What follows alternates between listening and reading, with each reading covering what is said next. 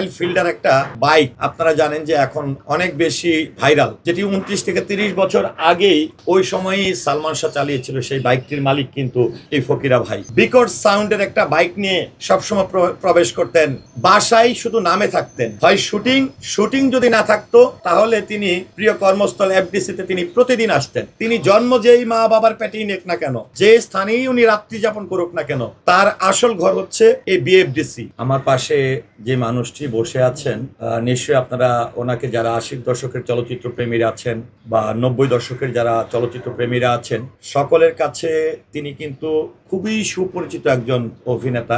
এমন আমার মনে হয় যে 80 দশক থেকে 90 দশকে ছোট হোক বড় হোক, গুরুত্বপূর্ণ হোক বা চরিত্রের প্রয়োজনে এমন কোনো সিনেমা নেই যেখানে তিনি এই অভিনয় করেননি।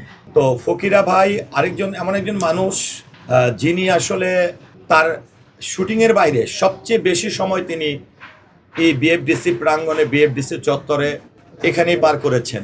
বিশেষ করে যদি বলি, যেটা আমার সঙ্গে আগে যখন আলোচনা হতো, তিনি সকলের কাছে আজকে একটা দেখেন রয়্যাল ফিল্ডার একটা বাইক আপনারা জানেন যে এখন অনেক বেশি ভাইরাল, যেটি 29 থেকে 30 বছর আগেই ফকিরা ভাই, যেটি আমাদের প্রয়াত ক্ষণজন্ম চিত্রনায়ক সালমান ভাই যে বাইকটি চালাতেন, বা আমরা যে সিনেমায় দেখেছি, অনেক সালমান প্রেমীরাই বলেন যে 90 দশকের বা ওই সময়ই সালমান শাহ চালিয়েছিল। সেই বাইকটির মালিক কিন্তু এই ফকিরা ভাই।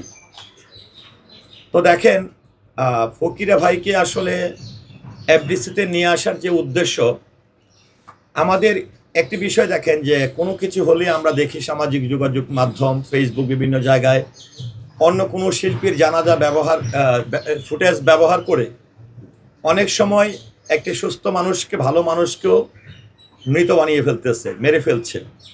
এটি কিন্তু আমরা খুব বেশি পরিমাণে খেয়াল করছি।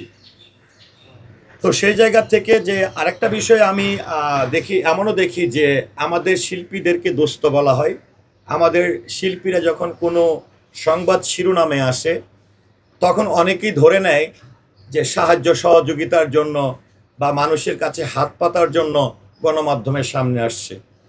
বিষয়টা কিন্তু এরকম না। এবং আজকে যদি বলতে চাই যে এই যে নজরুল ইসলাম ফকির ভাই প্রায় 700-র অধিক চলচ্চিত্রে তিনি অভিনয় করেছেন তার চলচ্চিত্রের কেরিয়ারে, এবং আমি নিজেও ব্যক্তিগতভাবে আমার নিজের সবচেয়ে ভালো অভিনীত যে চলচ্চিত্রটি মুক্তির অপেক্ষায় আছে, কিংবা আমি যেই ছবিতে প্রযোজকের খাতায় নাম লিখিয়েছি, সেই ছবির একজন শিল্পী ফকিরা ভাই। আমি একজন সিনিয়র শিল্পীর প্রতি সম্মান রাখার জন্য, তার ইচ্ছা পূরণের জন্যই কিন্তু আজকে আমি ফকিরা ভাইকে এফডিসিতে নিয়ে এসেছি। গত 1.5 থেকে 2 বছর, বলতে গেলে প্রায় 1 বছর আগে, হঠাৎ করেই এফডিসিতে কাজ শূন্য থাক, এফডিসিতে লোক শূন্য থাক, কিন্তু 3টা-4টার পরেই বিকট সাউন্ডের একটা বাইক নিয়ে সবসময় প্রবেশ করতেন ফকিরা ভাই। অর্থাৎ তার জীবনের সে বাসায় শুধু নামে থাকতেন। হয় শুটিং যদি না থাকতো তাহলে তিনি প্রিয় কর্মস্থল এফডিসিতে তিনি প্রতিদিন আসতেন। তো যেই মানুষটি প্রতিদিন এফডিসিতে আসতেন, কাজ থাকুক আর না থাকুক, সহকর্মীদের সঙ্গে আড্ডা দিতেন, গল্প করতেন, টুকটুক করে পুরো এফডিসি জুড়ে হাঁটতো। বিশেষ করে আমিও ওনার কাছ থেকে অনেক কিছুতে অনুপ্রাণিত হয়েছি। সেই মানুষটি হঠাৎ করে 1 বছর ধরে তিনি নিষ্ক্রিয় হয়ে যায়। আপনারা জানেন যে গত 3 দিন আগে আমি হঠাৎ করে ফকিরা ভাইয়ের বাসায় গিয়েছিলাম। যাওয়ার পরে আমি নিজেও জানতাম না যে তিনি বাকরুদ্ধকর অবস্থায় আছেন, তিনি অসুস্থ হয়ে 4 দেয়ালের মাঝে বন্দী আছেন। যে মানুষটি প্রতিদিন, তাকে ঘরে আটকে রাখা কঠিন ছিল, সেই মানুষটি ঘরের ভিতরে সময় পার করছেন।